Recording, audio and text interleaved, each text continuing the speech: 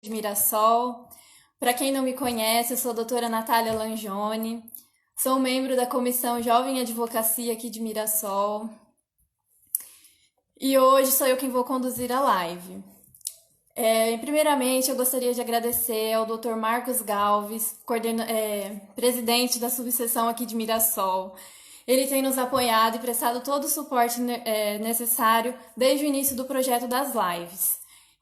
Também gostaria de agradecer a todos os membros da Comissão da Jovem Advocacia que estão trabalhando arduamente e desenvolvendo um trabalho maravilhoso. O nosso convidado de hoje, ele é agente fiscal de rendas da Secretaria da Fazenda do Estado de São Paulo e vai bater um papo com a gente sobre o ITCMD, as principais mudanças na legislação. Deixa eu ver se ele já está presente.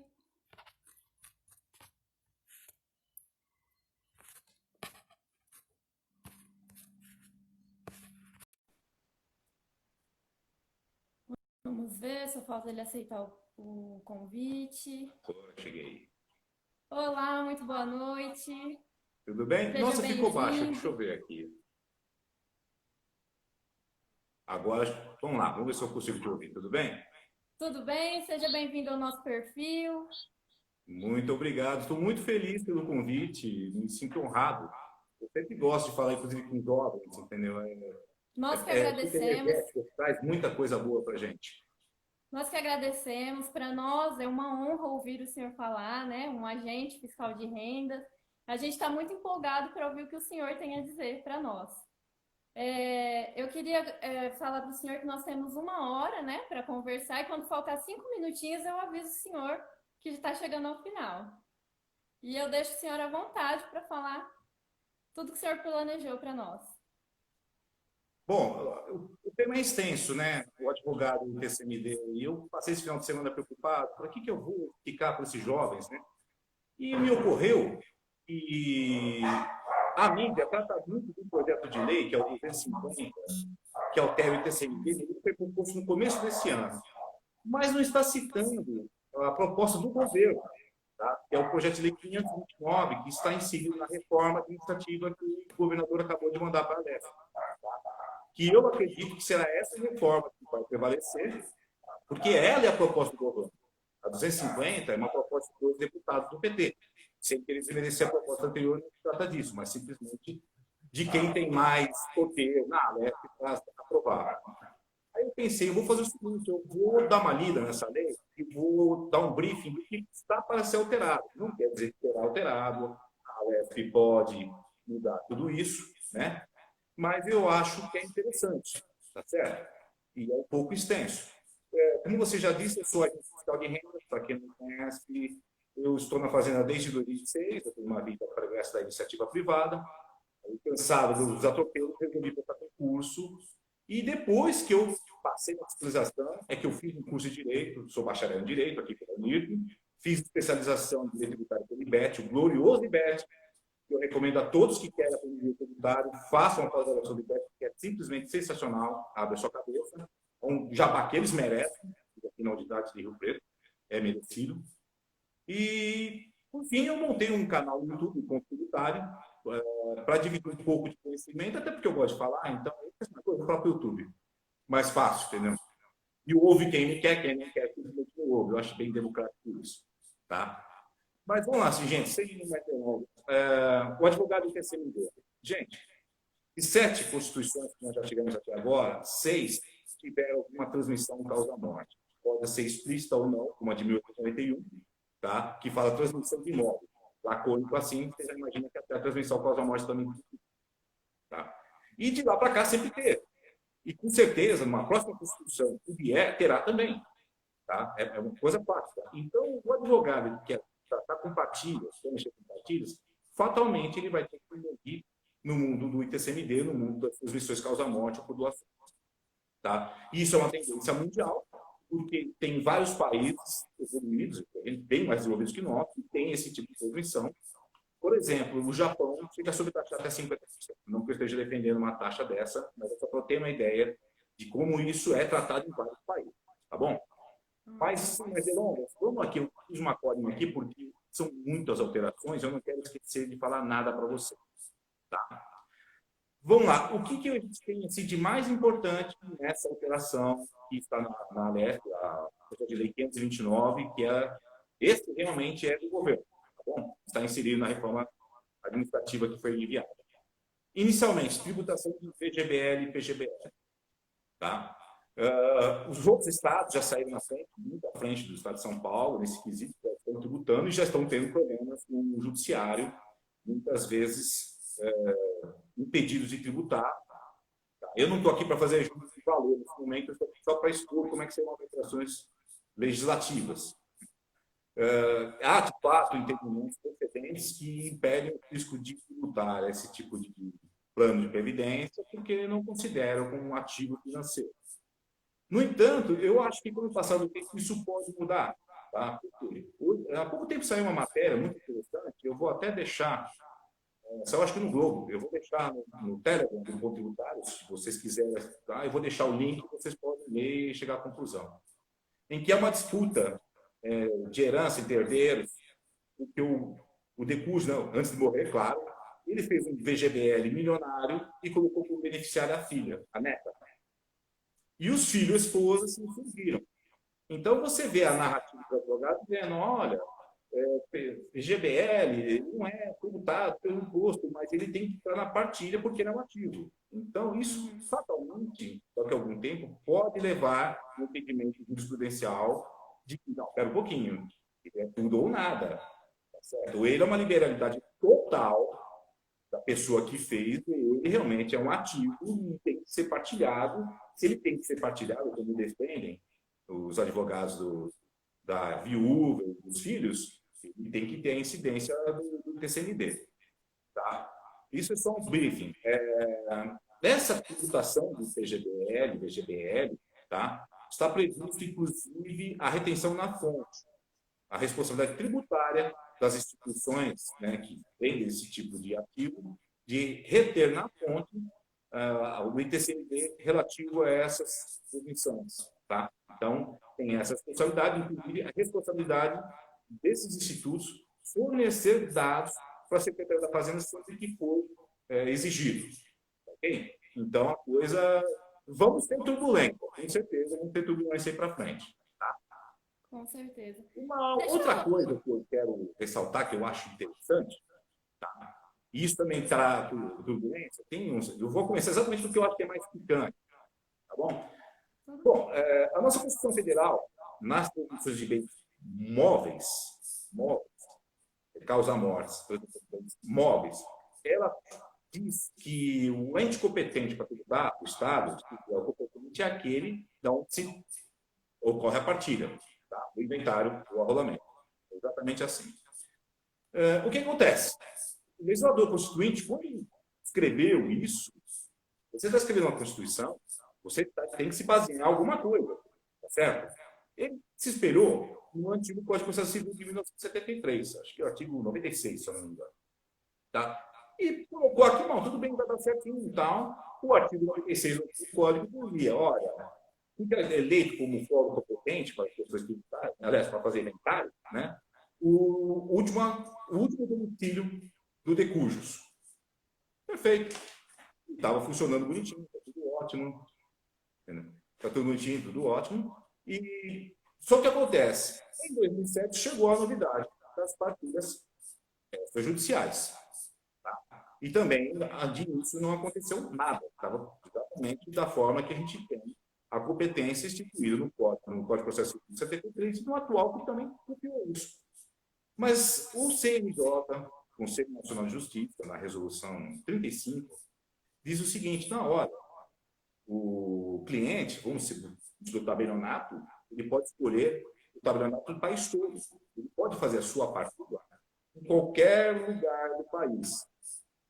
E vou dizer uma coisa, ele tem razão nisso, eu acho ótimo, porque, de uma certa forma, ele cria uma concorrência entre os tabelionatos e impede os emolumentos muito altos, né? Que os tribunais de justiça desses estados, do DF, começam a falar, bom, vamos subir os emolumentos. Então, isso é uma forma de você fazer com que o preço fique mais ou menos equalizado no Brasil todo. Eu achei inteligente. Mas é claro que, pela letra fria da Constituição, o contribuinte pode deslocar a sua partilha para onde quiser, em qualquer lugar do país.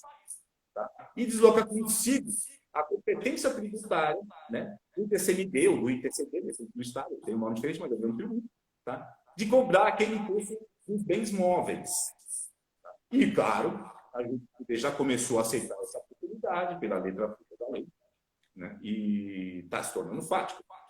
A lei agora, a nossa alteração da lei, ela prevê o seguinte, ela está tirando, ela substituiu a expressão, nesses casos, onde ocorre a partilha, para o último domicílio do decurso. Ou seja, essa alteração recobra a previsão do CPC de 73, do atual CPC, tá?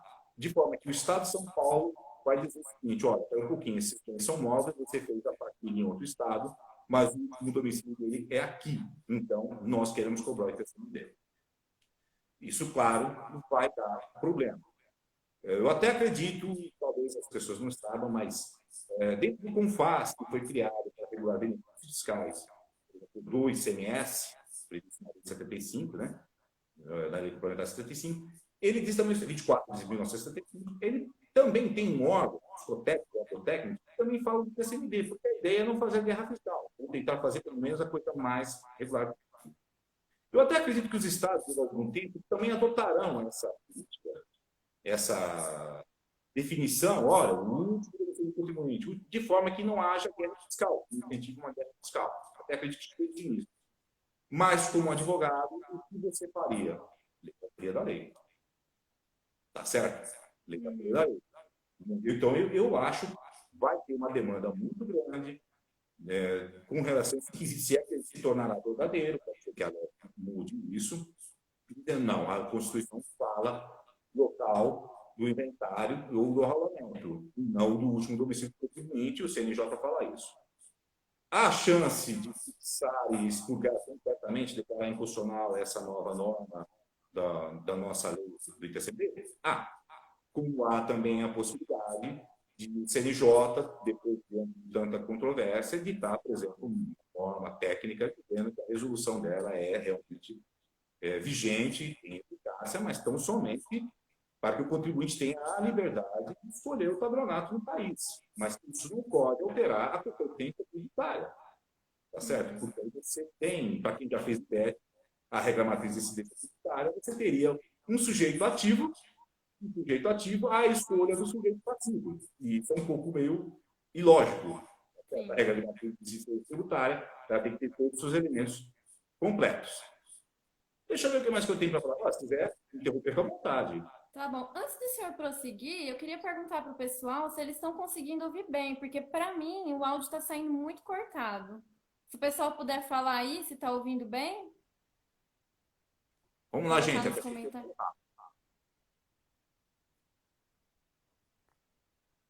Pessoal, se puder nos avisar aí se o áudio tá bom, se vocês estão compreendendo. Será que se eu colocar um microfone melhora?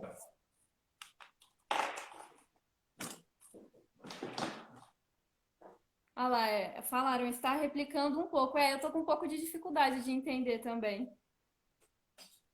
Um pouco de microfonia? Mas aí eu não sei o que fazer. O senhor tenta colocar o fone, vamos ver se melhora. Provavelmente também.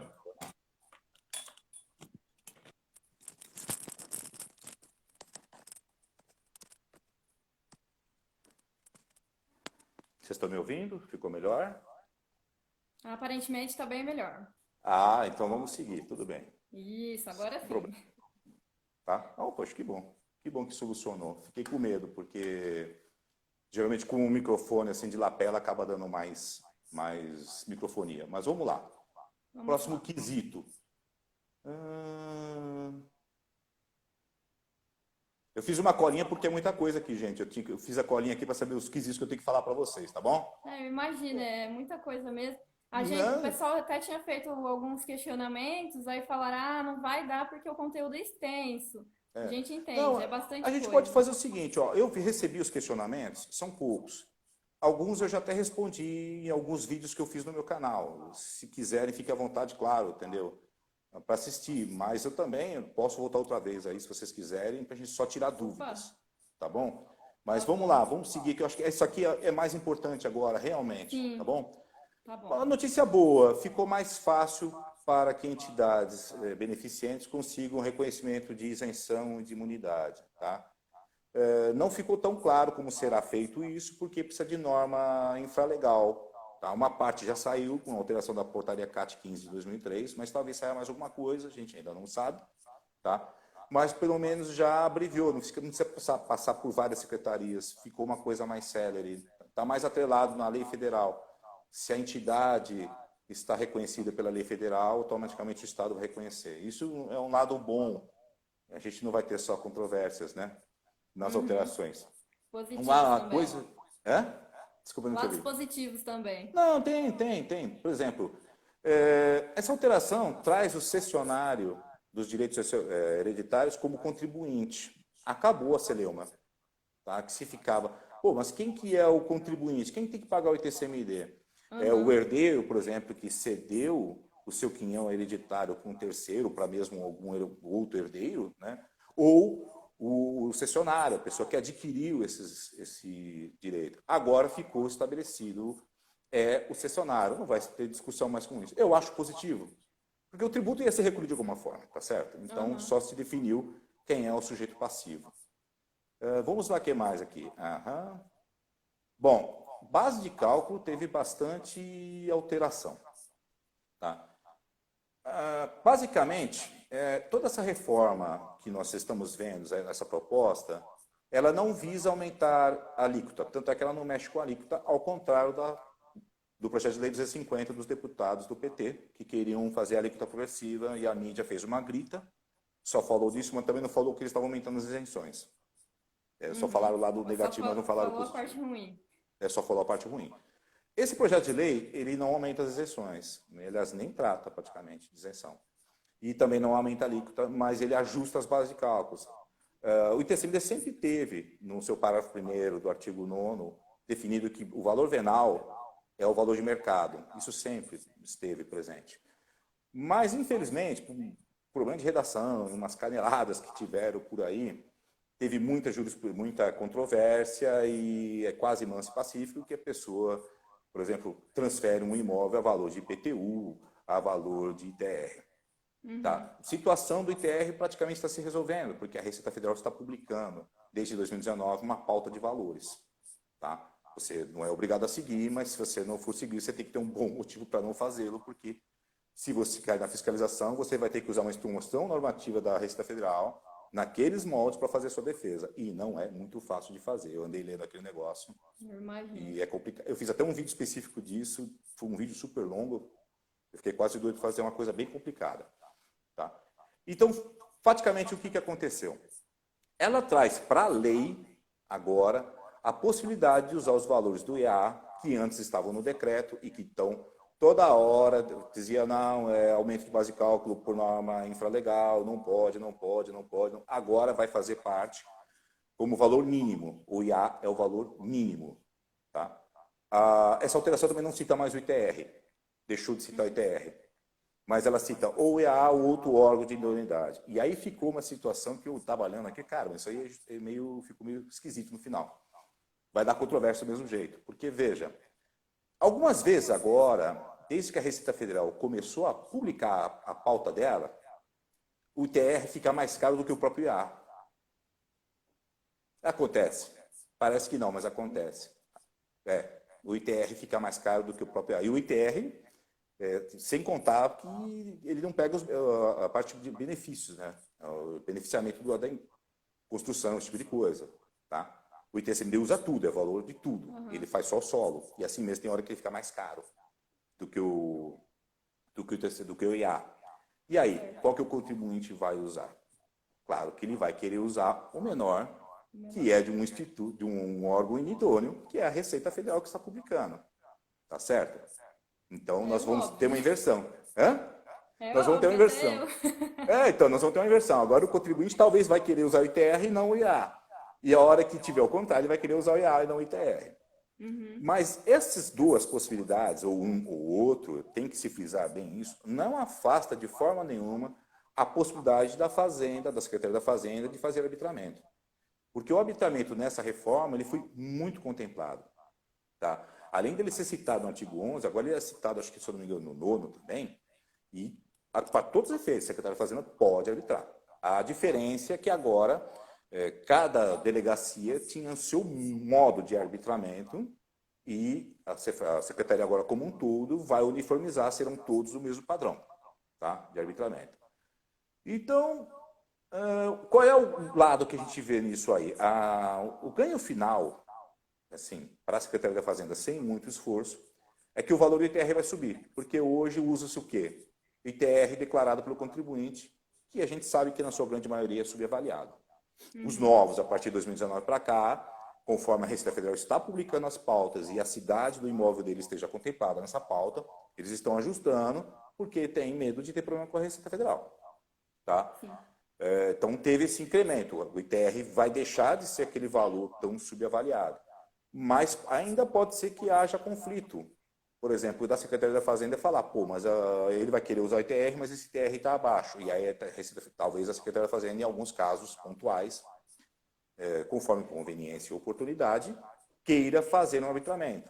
Porque também arbitramento não é uma coisa simples de fazer, não é uma coisa tão rápida de fazer. Né? E também a ideia não é só simplesmente ficar... Não é ficar causando problema. Né? A ideia é você fazer, de preferência, as análises o mais rápido possível. Tanto é fato que há pouco tempo, agora em julho, a Secretaria da Fazenda adotou a homologação automática da maior parte das partilhas. Transmissões de baixo valor e baixa complexidade, praticamente não se tem mais análise. Você faz a declaração, pum, já chega a homologação. Você só precisa pagar o tributo que você declarou. É só isso. Se você não tem dinheiro, você parcela, ao final do parcelamento, pum, o sistema já te emite a certidão. Então, a ideia da Secretaria da Fazenda é fazer as coisas mais rápidas, mas, em contrapartida, fiscalizar com mais cuidado montantes, coisas que valham a pena e possíveis fraudes que possam acontecer, por exemplo, na homologação automática. Tá? Deixa eu ver se eu... E, no caso também, que faltou dizer dessa parte aqui do valor de mercado, né? É que o ITBI também é aquela questão do ITBI que tem precedente, jurisprudência massiva, de que não poderia ser usado, agora ele vai fazer parte da lei. Então, conclusão, se a Secretaria da Fazenda falar o ITBI, use o ITBI ou o IPTU, a partir da entrada em vigência da lei, pode exigir e vai ter amparo legal na lei. Tá? Ressalvando, gente, para quem tem noção de direito tributário, essas questões... elas vão ter vigência tranquila a partir da vigência da lei. O que é para trás, fato gerador para trás, doação anterior, causa-morte anterior, continua sendo aplicada à legislação anterior, ou seja, é passível de questionamento na justiça. Tá bom? Mas também, para trás, também há a possibilidade da Secretaria da Fazenda arbitrar. Então, quando um advogado pensar, vou entrar com uma ação, ele tem que ver... Fala, será que a Fazenda vai arbitrar? Será que não vai arbitrar? Das poucas vezes que a minha unidade arbitrou, eu sou chefe da unidade do ITCMD aqui, o que não me põe com a pessoa que mais conhece o ITCMD, de forma alguma, porque eu tenho uma equipe que é simplesmente maravilhosa. É até fácil ser chefe de uma unidade em que as pessoas são jovens, brilhantes, dinâmicas, entendeu? Eu tenho que deixar um elogio para eles, que merecem. E não só a turma de ITCMD, porque a minha unidade contempla outros quesitos, e em cada um deles eles são maravilhosos, são espetaculares. Eu acho que a minha única atribuição é ser um bom headhunter. Sou um bom headhunter, porque eu consegui pegar o melhor para cada unidade, e os chefes das outras unidades vivem me pô, você pega só os melhores. Eu sou um bom headhunter. Alguma coisa de boa eu tenho que ter. Eu tenho só os melhores para a sua unidade. Eu consegui, realmente. Esse, claro que eu tive ajuda, evidente, mas esse eu não vou contar o segredo, senão os outros vão fazer. Mas é fácil. Tá? Então, um abraço para toda a minha equipe. Vocês me enchem de orgulho. Realmente me enchem de orgulho. Vou parar de falar, senão eu choro. Eu sou muito emotivo. Então, o ITBI voltou, tá certo? Então, o advogado que for pensar em entrar, veja essa questão do arbitramento, se há possibilidade ou não, porque a minha unidade anda fazendo arbitramentos, entendeu? E aí vai uma dica também. Se você vai fazer uma oposição ao arbitramento, não fica repetindo que pegando da internet que a base de cálculo é ilegal porque é previsto em decreto, porque os arbitramentos não sequer citam o decreto. É tudo em lei, tá? E é proposital. Porque não tem nada a ver uma coisa com a outra. Os arbitramentos não tem nada a ver com o IA, não tem nada a ver com aquela jurisprudência. Então, ganha na primeira instância, porque às vezes o juiz passa despercebido, mas chega no TJ, chega pra gente, ó, você pode arbitrar. E aí que nasce os arbitramentos e fica mais complicada a coisa. Tá? E geralmente o arbitramento fica mais caro que o IA. Tá? É isso que eu queria falar e eu acabei devaneando em elogios para minha equipe. O arbitramento, via de regra, sempre fica mais caro do que o IA. Então, fica a recomendação. Estudem bem. Tá? Vamos lá. Continuando a parte ruim, né? Porque fazer o quê?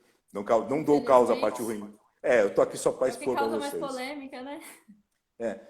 Não, agora não é, nem causa tanta polêmica. O que acontece é o seguinte, caíram as reduções de base de cálculo para transmissão de direitos de imóveis de enfiteuse. Tá? Ocorre pouco, mas ainda tem aqui no estado, tem acho, em Jales, entendeu? Em outros lugares também. Havia uma redução de 1/3, 2/3, de transmissão do domínio útil tal. Agora não, agora é 100%. Tá? O que vai chama atenção e... eu tratei disso também num vídeo meu, vou fazer um jabá, desculpa, está lá no meu canal, que é transmissão de doação, prazo de doação, e eu falava lá da extinção do usufruto. Até então, a atual legislação vigente diz o seguinte, olha, você pode transmitir a nua propriedade, eu sou, por exemplo, o proprietário de um imóvel, uma casa, por exemplo, e quero transmitir para as minhas filhas, tá? Eu transmito 2/3 e manter o usufruto comigo, tá certo? Então, há uma redução de base de cálculo na legislação atual. Paga-se atualmente, de pronto, 2/3. E na extinção do usufruto com a minha morte, paga-se 1/3 restante, só que sem juros. Vai pagar só com correção monetária, sem juros, sem multa. É só correção do dinheiro no tempo, tá bom? Essa possibilidade vai acabar. Ela vai ficar simplesmente o seguinte, paga-se na hora. Quando for essa situação, que o proprietário doa no proprietário e reserva para si o usufruto, a base de cálculo será integral, já vai ser recolhido no ato. Acabou fracionado. Acabou fracionado. O que terá, por exemplo, se uma outra pessoa... A transmissão de usufruto vai ter, mas não é essa quando a própria pessoa reserva para si o usufruto. Tá? Essa acabou, esse fracionamento acabou. E já ia acabar no projeto do PL 250. Porque no meu vídeo eu cito ele. Eu estava até olhando agora há pouco aqui minhas coisas antes de começar a live e falar, eu citei isso lá no PL 250. E se a gente vê, a gente está no 529, tá? Esse do governo, e ele também acaba com isso. Tá bom? Vamos lá. O que mais eu tenho que falar aqui? Esse aqui, reajuste do patrimônio líquido na transmissão de empresa de capital fechado. Gente, vai transmitir empresa? Não é capital social, é patrimônio líquido. Sempre foi. Tá? É costumeiro, a gente vê, inclusive, tabeliães fazendo isso. Põe o capital. Não é capital, é o patrimônio líquido. Por quê? Você tem que transferir o valor da empresa. Tá certo? O capital social não representa o valor da empresa. Quem tem noção de contabilidade sabe que seria o patrimônio líquido. Mas acontece que mesmo o patrimônio líquido fica defasado. Por quê? Porque não há o reajuste de ativos e passivos. E as normas contábeis, acho que desde... já tem alguns anos já, alterou isso. Tem que se fazer, as normas contábeis, tem que se fazer a reavaliação dos ativos e dos passivos.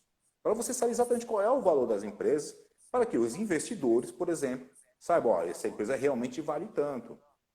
Tá? Isso é bom para o mercado de capitais, bom para tudo, mas enfim, todos têm que fazer, independente do mercado aberto, se é capital aberto ou fechado. Agora, a lei vai prever isso, fala, olha, vai ser transmitido pelo valor do patrimônio líquido reajustado.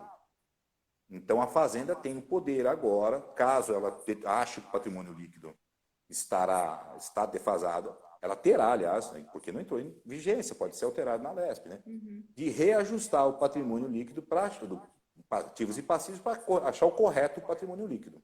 Tá? O que você depreende com isso, então? Aquilo que eu falei no começo. essas alterações não visam aumentar a alíquota, ela visa corrigir o valor da tributação, porque isso desculpa, eu acho até que a justiça fiscal, vamos usar, mas é porque você é fiscal. Mas não é. É porque o pobre vai transmitir a casa e ele não consegue fugir. Ele paga. Grandes conglomerados transferiam empresas gigantescas a preço defasado de patrimônio líquido. Então, essa matriz tributária brasileira que está errada. A gente tributa muito o consumo, que tem uma regressividade muito grande. Quem estuda direito tributário sabe disso. E o patrimônio e a renda não são tão tributados assim. Essa reforma tributária que nós temos, as 3, né? Nenhuma contempla essa mudança na matriz tributária. Muito pelo contrário, eu acho até que elas prejudicam ainda mais a tributação sobre o consumo. Mas vamos lá, vamos seguindo aqui, porque eu estou falando muito. Boa noite, nosso presidente mandando boa noite. Boa noite. Muito obrigado, honrado com a sua presença. Honrado com a sua presença, muito obrigado. Desculpe as minhas besteiras, tá bom? Vamos lá. Bom, o que eu tinha para falar, basicamente, as principais mudanças. Não, tem um lado positivo aqui que eu esqueci de falar também. Agora o parcelamento, para quem pedia parcelamento. Havia um limite na lei para 12 parcelas somente, que, gente, é muito pouco. É ridículo 12 parcelas. Isso acabou, não tem mais no texto novo. Então, depreende-se que a norma infralegal pode tanto estender como mitigar. Não acredito na possibilidade de mitigação, porque 12 já é muito pouco. Eu acredito numa possibilidade de extensão desse prazo. Tá? E seria muito bem-vindo se também houvesse uma alteração no decreto, diminuindo as parcelas de 30 UFESPs, porque o decreto hoje exige que cada parcela tenha no mínimo 30 UFESPs, o que acaba ficando muito caro e reduzindo o poder, a capacidade das pessoas parcelar. E nós estamos numa crise muito grande. Tá? A ideia não é aumentar tributo, não tem espaço para aumentar tributo. Tá? Vide, por exemplo, o que o nosso ministro da Economia está louco para colocar, o novo CPMF, que ele não gosta que chame assim, mas é uma nova CPMF com nome diferente, e não está encontrando muito espaço para isso.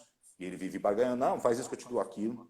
Tá? O próprio PL 250, dos deputados petistas, que foi bombardeado exatamente porque ele tinha alíquota progressiva, tá? Ele chegava até a 8%, conforme o permissivo do Senado, e torpedearam, nem falaram que ele aumentou as isenções. Eu também não acho muito interessante alíquotas tão altas, porque ele incentiva a guerra fiscal, planejamento tributário.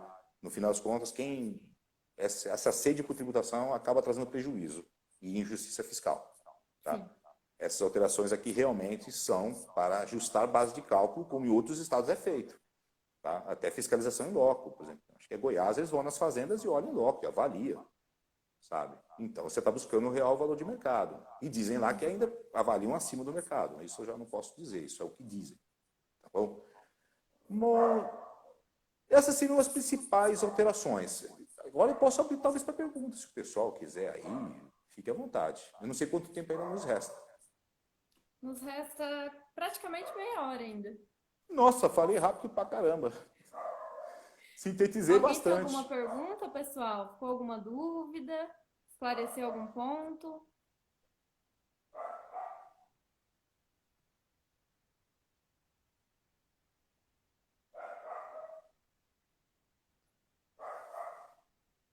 Tem os questionamentos que eu acho que foi passado para o senhor, né? Foi. Vamos lá, deixa eu ver se eu abro aqui. Vamos lá.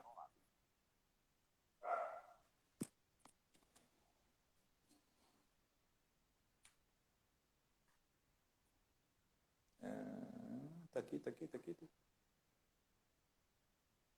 Infelizmente eu não tenho, porque foi passado para a nossa coordenadora, a doutora Ana Rufo, né? Não, eu tenho aqui, eu tenho. Ok, vamos lá. Primeiro, me passaram 5 questões só, tá? A homologação do ITCMD é feita pelo Judiciário ou pela Secretaria da Fazenda? Gente, homologação tem tanto no Judiciário como na Secretaria da Fazenda, porque homologação está previsto no próprio CTN, tá?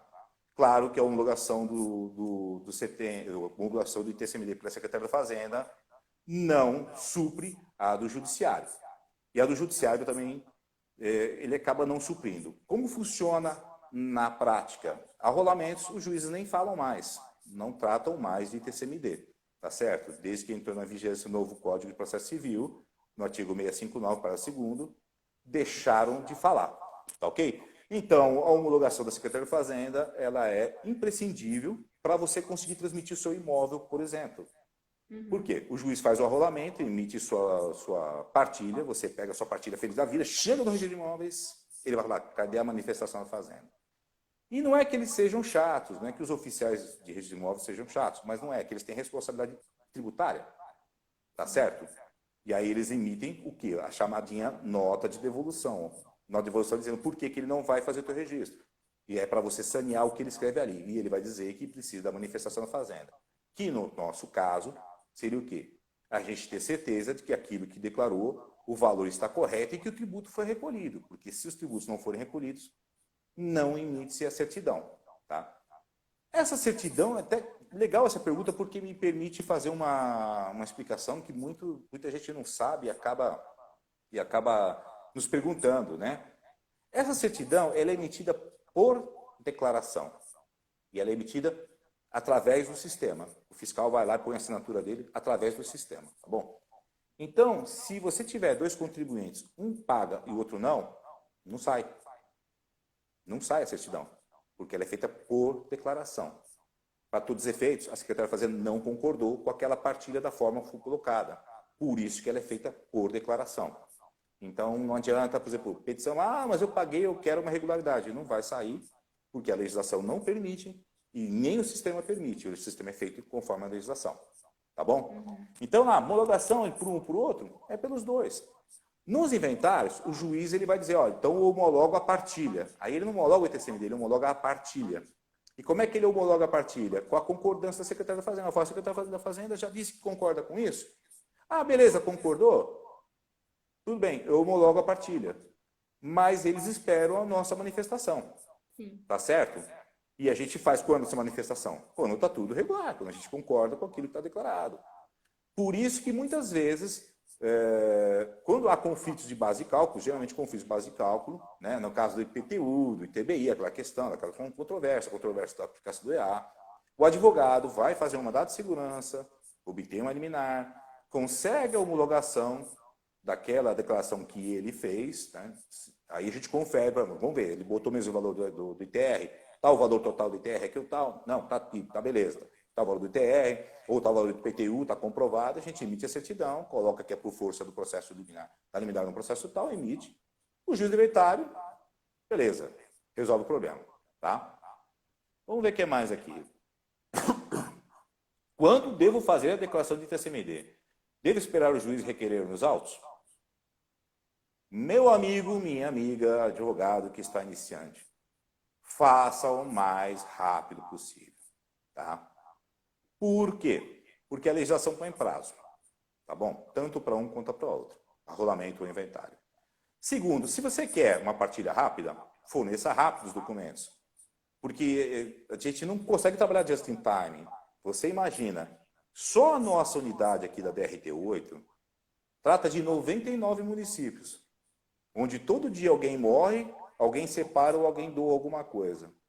Dá para ter noção do volume de TCMD que passa na mão da gente? É muito grande.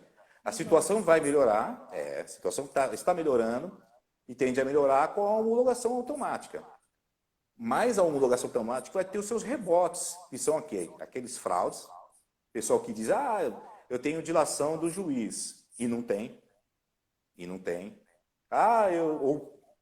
Coloca valores muito baixos de bens, aí o sistema vai pegar e vai passar, então a gente vai ter que trabalhar com isso.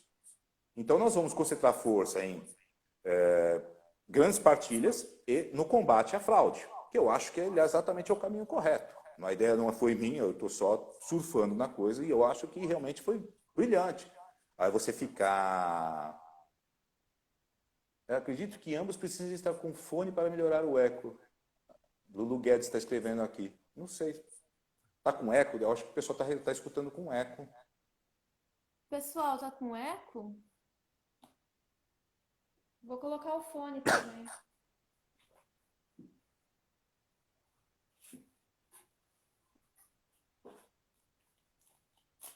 A doutora Ana Rufo também fez uma pergunta aqui.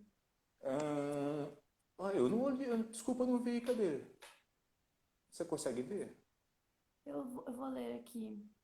Qual é a data da doação para criar a declaração de TCMD em inventário judicial? A data da doação inter vivos no inventário judicial é a mesma do óbito? Não, não é a mesma do óbito e, mais uma vez, eu tenho um vídeo no canal que explica isso. Tá? Mais um momento jabá. Não é o mesmo, porque, gente, aí que tá. Para que ocorra a doação judicial, dentro de um inventário, tem um inventário e dentro do inventário ocorreu uma doação, tá certo? O que você precisa do trânsito julgado? Então, a legislação atual, tá? Isso não vai ser alterado pelo PL 529 ou pelo PL 250 ou por um Frankenstein que saia da mistura dos dois, porque também é possível, tá bom? Não será autuado. É 15 dias a partir do transjulgado. Acabou o transjulgado do inventário, falou, ó, desse inventário teve doação, tem que se fazer a declaração de TCMD e recolher o tributo, tá bom? Isso ainda já é norma vigente já há muito tempo, tá bom? Vamos lá, vou fazer aqui, mas se quiserem perguntar, gente, vão perguntando, a gente vai brincando aqui, tá bom?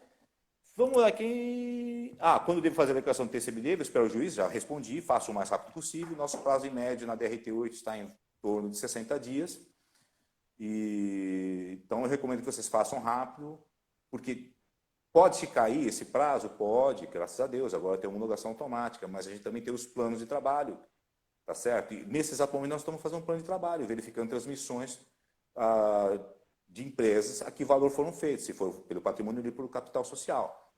Tá? Então, a parte da mão de obra fica consumida, então isso atrasa o serviço ordinário, que é o serviço de análise de TCMD, que é o serviço que a gente sempre tem que fazer, tá bom? Acaba atrasando o serviço normal da gente. Perfeito? Mais uma pergunta. Quando começa a contar o prazo para pagamento de TCMD? Quando o juiz faz o requerimento nos autos ou no óbito, morte do decujus? Bom, essa aqui também dá uma controvérsia jurisprudencial legal. Também tem num vídeo meu. Vamos lá. É o seguinte. A legislação diz 180 dias a partir do óbito. Aí o que acontece? 180 dias a partir do óbito, o débito se torna exigível. Antes disso, ele não é exigível, tá bom? No momento que ele se torna exigível, começa a incidir juros de mora, multa de mora. A multa de mora, ela chega até o máximo de 20%. É 0,33 ao dia. Tá? Em 2 meses, você já chegou nos 20%. E o juros de mora, ad eterno, até você pagar. Ele vai incidindo. Perfeito? O que tem um pouco de controvérsia? É a súmula do STF, a 114, tá bom? Que o pessoal usa bastante, pleiteia bastante. Essa súmula, ela tem bastante eficácia na primeira instância. Bastante. Muito juiz acolhe de coração no peito aberto. Mas ela já não tem uma eficácia tão garantida no Tribunal de Justiça. Porque o Tribunal de Justiça tem precedentes que a afastam, porque ele pede que você comprove que houve algum motivo justo para o atraso do recolhimento do imposto, para o atraso do inventário. Porque, afinal de contas, até o Código de Processo Civil põe data de término do inventário. São 12 meses, se eu não me engano. Tá? Então, não justifica, porque tem aquele inventário que é sempre protelatório. Né? Os herdeiros simulam uma briga, protelam o máximo possível e depois pedem dilação de prazo para o juiz. Que, nesses casos, geralmente não andam dando. Tá bom? O que acontece com essa súmula? Essa súmula do STF, da 114, se você entrar no site do STF, ele mesmo já tirou a eficácia dela. Não aplicam mais. Por que não aplicam mais? Porque agora, nessa Constituição de 88, nós temos o STJ, e isso é matéria infraconstitucional. Não cabe ao STF falar disso. Quem tem que falar sobre isso é o STJ, e ele ainda não se pronunciou. Tá bom? Outra coisa também que tem que se levar em consideração, essa súmula 114, ela é de 1963, se eu não me engano, relativa a um julgamento de 1961. Gente, no caso aqui no Estado de São Paulo, 1961 é o ITBI anterior ao ITBI que consta do CTN, para ter uma ideia. É um ITBI que era da Constituição de 1946. Tá? Estava previsto no Código de Tributos e Taxas do Estado de São Paulo, que é de 58, se eu não me engano. Eu sou meio ruim de... Estou ficando velhinho, né? Sou meio ruim de data, essas coisas. que é de 50 e pipoquinha, 53, 58, alguma coisa assim. Naquela época não existia sistema de declaração. Não tinha nem computador, concorda comigo? Então é um pouco descabido você querer usar uma jurisprudência de um tributo que você não tinha uma outra forma de apurar, senão o contador judicial levantar todos aqueles bens e olhar o valor de mercado para conseguir apurar. Tanto é que era apurado na justiça, né? O fisco só concordava ou não. Né? Não era essa situação que não é hoje, que o contribuinte vai, declara e recolhe. Então, súmula S14, do S14, STF 114, é aplicável? É útil para pedir? Eu acho que, se eu fosse advogado, eu pediria sempre, claro. Eu pediria sempre. Mas eu não venderia essa ideia para o meu cliente como um líquido manso e pacífico. Tá? Eu talvez pedisse sem falar com eles. Já falou, olha, vai ter juro, vai ter multa, tal, não sei o quê. Ele pediria. Obtendo, aí você chega com o louro. Olha, tá vendo? Consegui. Não obtendo, eu falo, olha, não tem o que fazer, tal, tem que pagar mesmo. Eu faria isso se eu fosse advogado, tá bom? No meu vídeo eu até coloco lá quais são as situações que o Tribunal de Justiça do Estado de São Paulo, os precedentes que eles consideram justos para conceder a dilação de prazo, né? Que na verdade nada mais é do que uma dilação de prazo. Você faz a dilação de prazo, tá certo? Então para de decidir juros e multa. Só que aí cabe um alerta, gente. Olha, o que acontece muito, o advogado consegue a dilação de prazo. Às vezes porque o inventário é difícil, às vezes porque tem reconhecimento de paternidade. Você tem um incidente processual que atrasa o andamento, tá? Não picuinha. Você tem de fato uma ocorrência que atrasa o inventário. E isso acontece, tá certo? Então, a dilação de prazo ela é comum. Mas o que acontece? O advogado consegue aquela dilação de prazo e fica achando que ela é ad eterno. Não é. É 30 dias só. A nossa legislação atual, e não vai mudar na próxima, são só 30 dias. Assim que o juiz deu despacho, olha, concedo a dilação de prazo, começa a contagem do prazo de 30 dias. Não paga o tributo, inicia novamente, a partir desses 30 dias, no 31º dia, inicia novamente contagem de juros e multa. Então, cuidado com isso, tá certo? Acho super justo vocês pedirem a dilação de prazo, mas tomem esses cuidados. Tá? Já que a gente está aqui para bater um papo legal, né, para ter um papo franco, estou dando essa dica para vocês. Tá? Somente extremamente necessário. Oi? A gente tem que tomar cuidado para pedir a dilação, só em casos necessários. Em caso necessário, a chance de obter é 100% praticamente. Eu vou dizer que é 100%. Se o juiz de primeira instância não der, com certeza o Tribunal de Justiça concede. Tá? Quer pedir fora de caso necessário? Peça, mas se eu fosse advogado, eu não me comprometeria com o meu cliente. Eu não venderia a ideia como manso e pacífico, porque não é manso e pacífico. Tá? Você tem controvérsia até nas turmas do TJ. Tem uma turma lá que, não, 114 tudo bem. E não é, tá certo? Na maioria já não é mais. Então, eu não venderia. Dando um conselho para você, advogado, está começando, minha filha estuda direito, tá? Está me assistindo, inclusive, eu dou uma dica, entendeu? Até para a turma dela da Unesp Franca, também, se estiver assistindo, eu dou essa dica. O jus superniandi é direito do advogado, e é sagrado, tem que fazer. Mas cuidado com o que você promete para o teu cliente. Tá? É só isso que eu estou querendo dizer, porque não é exatamente dessa forma assim, tão fácil como às vezes ficam alardeando. Tem súmula. Tá, e daí que tem súmula? Tem muita súmula que não se aplica mais. Né? Ademais, demais, a única súmula que traz efeito prático na administração é a vinculante. Porque ela é vinculante erga omnes. Essa sim, é aplicação imediata, não tem discussão, vai e aplica-se. Súmulas, nem juiz considera às vezes. Pode estar sumulado e o juiz falar, não, mas não é aplicável ao caso em concreto. Então a gente tem que ter isso em mente também. Certinho? Certinho. Mais uma aqui, então, renúncia de herança. Sim.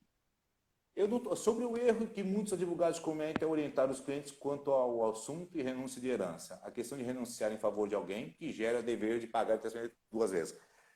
Exatamente. Gente, renúncia. Renúncia, em termos de direito, é integral. Você renuncia a herança toda. Tá? Aí você não recebe nada. Tudo bem. Aí você está realmente é abdicativa, renúncia abdicativa. Falar, não quero receber nada desse espólio. Você não vai pagar ITCMD. Tá certo? Ela é abdicativa. Agora, a partir do momento que fala, não, eu estou abdicando do direito de receber esse apartamento, por exemplo, mas estou recebendo o resto, você não consegue abdicar daquilo que você não recebeu. Você recebeu, então você tem que pagar o ITCMD pelo recebimento daquele imóvel que você quer, de fato, doar, porque o que você está fazendo é uma doação, tá certo? E o outro herdeiro que vai receber, ou outra pessoa, entendeu? Que vai receber aquele imóvel, vai pagar ITCMD por doação. Então, gente, cuidado com isso também, tá certo? Às vezes tem situação que, poxa, dá até dó, mas nosso ato é vinculado, a gente não tem o que fazer, tá certo? O advogado são só 2 herdeiros, por exemplo. E, por exemplo, 2 irmãos, um está bem de vida, o outro, coitadinho, está mal de vida. Ele fala, puxa, eu quero beneficiar meu irmão, tá certo? Ao invés do advogado chegar e falar, olha, então você renuncia tudo. Às vezes é uma casa só, sabe? Não tem uma variedade de bens. Isso a gente já viu acontecer, dói, parte do coração. Mas a gente tem que seguir ali. Ele renuncia Aí, ao invés do em favor advogado... do irmão. Renuncia Aí em ele favor vai do lá e irmão. renuncia, Gente, isso acontece com uma frequência, aí vocês não têm noção. A gente fala, ai meu Deus do céu. Aí já foi. 2 Vaca foi pro brejo. fatos geradores, né? Não tem 2 muito fatos que- geradores. Falei, meu Deus do céu. Ainda quando o imóvel é de baixo valor, a transmissão causa-morte pode ser isenta. Né? Aliás, a doação, se é baixo valor, pode ser isento nos 2 casos até. Mas tem muitas vezes que não é. Às vezes não é imóvel, é dinheiro. Tá? É dinheiro. Então a isenção do dinheiro é só 1.000 FESPs no causa-morte. Então acaba pagando no causa-morte e não paga na doação porque é 2.500. Ou seja, pode causar 1.000 problemas. Então cuidado com isso, gente. Cuidado. Veja essa situação. Fala, não, você quer ajudar teu irmão? Renúncia. Renuncie ao Monte Mor, em favor do Monte Mor. Diga que você é sempre em favor do Monte Mor, em favor do espólio, do Monte Mor. Não cita alguém, porque se você citar alguém, você naquele momento você transmitiu, você mudou, você não fez uma renúncia abdicativa, você fez uma renúncia translativa. Tá? Olha, ótima pergunta, eu não sei quem fez aqui, porque eu também enxergo mal. Fui eu que fiz, eu tinha feito. Você que essa fez? pergunta. Ah, menina, muito bom, Eu parabéns, tinha muito feito bom. essa pergunta. Muito A bom, doutora muito bom. Ana Rufo postou ela aqui. Muito bom. Deixa eu seguir com mais um aqui. São divórcio e reconhecimento de união estável. Precisa realizar a declaração de TCMD? Sim. Também. Então, o fim da união estável, a divisão do patrimônio, tá? Mesmo que não tenha, aí eu vou até aproveitar um gancho aqui, né? Tem que fazer a declaração de TCMD? Seguinte, declaração de TCMD você faz simplesmente se tem fato gerador de TCMD. Então, tá bom. Quando ocorre fato gerador de TCMD num divórcio ou no fim de uma união estável? Quando há excesso de meação. Alguma parte ficou com mais parcela do que a sua metade devida. É só nessa situação. Quando o patrimônio é dividido igualmente, não existe declaração de TCMD. Você não vai no sistema, você não declara nada. Por quê? Não houve fato gerador. Tá certo? Mas tem um porém. Tá? Se você faz uma partilha igualitária, seja da união estável, do bem comum adquirido na união estável, ou do casamento mesmo, de um divórcio, e não tem fato gerador, você não vai declarar TCMD. Mas se tiver um imóvel, você levar no registro de imóveis, eles vão te fazer uma nota de devolução. Eles vão dizer para você, olha, você precisa me dizer, a fazenda tem que dizer para mim que concorda com isso. Tá? Por que, novamente? Por causa da responsabilidade tributária. Não existe norma da Secretaria da Fazenda que obrigue o contribuinte a vir pedir isso para nós. Tá certo? Mas também o oficial de imóveis não é obrigado a registrar sem a nossa manifestação. Porque ele pode chegar e falar, negativo, eu não sei se tem responsabilidade tributária, ele não precisa correr risco. Então, o que acontece nessas situações? É um pedido de reconhecimento de não incidência, tá? Que é feito. Não tem nem norma para se fazer isso, para você ter uma ideia. Tá? Mas a gente, na prática, no serviço, eu também fiz um vídeo explicando isso, inclusive, entendeu? Na prática, a gente fala, entendeu? Olha, eu estou falando dos meus vídeos não só por questão de jabá, é que, na verdade, todos os vídeos que eu fiz são de perguntas. Não, o conteúdo é excelente. Eu dei uma olhada no seu perfil. Excelente. Excelente. Então, todos os vídeos que eu estou fazendo, na verdade, até você pode ver que não há uma sequência de informações. São perguntas que me chegam no decorrer desse tempo todo. Eu estou há 4 anos à frente do ITCMD aqui em Rio Preto, né? E geralmente essas dúvidas chegam quase todas para mim. Na pandemia, batem todas comigo, por exemplo. Então eu faço um vídeo e falo, pô, vou fazer um vídeo e vou esclarecer, né? Porque tem um lado bom. Eu faço o meu canal, eu faço o view, entendeu? E as pessoas param de errar, eu trabalho menos. Sim, Fica bom para com todo mundo. certeza. Fica bom para todo mundo, pô. Isso Útil aí para todo mundo. fica útil para todo Ó, mundo. eu só queria avisar que nós estamos caminhando para os 4 minutos finais da nossa live. Então, o senhor fique à vontade para concluir aí os comentários que o senhor tinha. Tá, das perguntas estão exauridas, porque a última é qual o valor que a fazenda utiliza para cálculo do TCMD? Valor de mercado. Uhum. Eu já O pessoal está respondi. perguntando Tá bom? qual o nome do canal. É Ponto Ponto Tributário, né? tributário. Ponto Tributário. Ponto tributário. Tá bom? Gente, bom, são 4 minutos ou talvez menos. Estou muito feliz, muito honrado pelo convite. Pena que o tempo foi curto, porque eu adoraria responder as perguntas de vocês. Eu fiz uma palestra ano passado para a OAB de Rio Preto.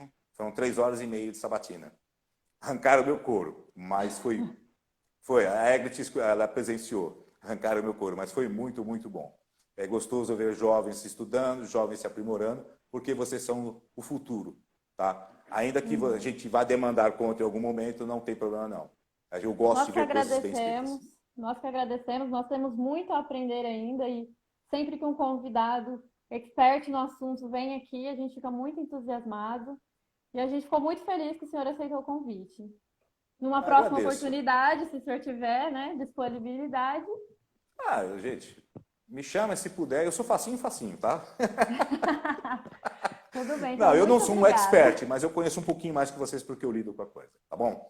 Mas eu ponho à disposição o meu conhecimento sempre que vocês quiserem. É uma honra. Muito obrigada. Fico muito feliz. Tá joia. Até mais. Boa noite a todos os demais. Boa noite. Viu? Tchau, tchau. Tchau, tchau.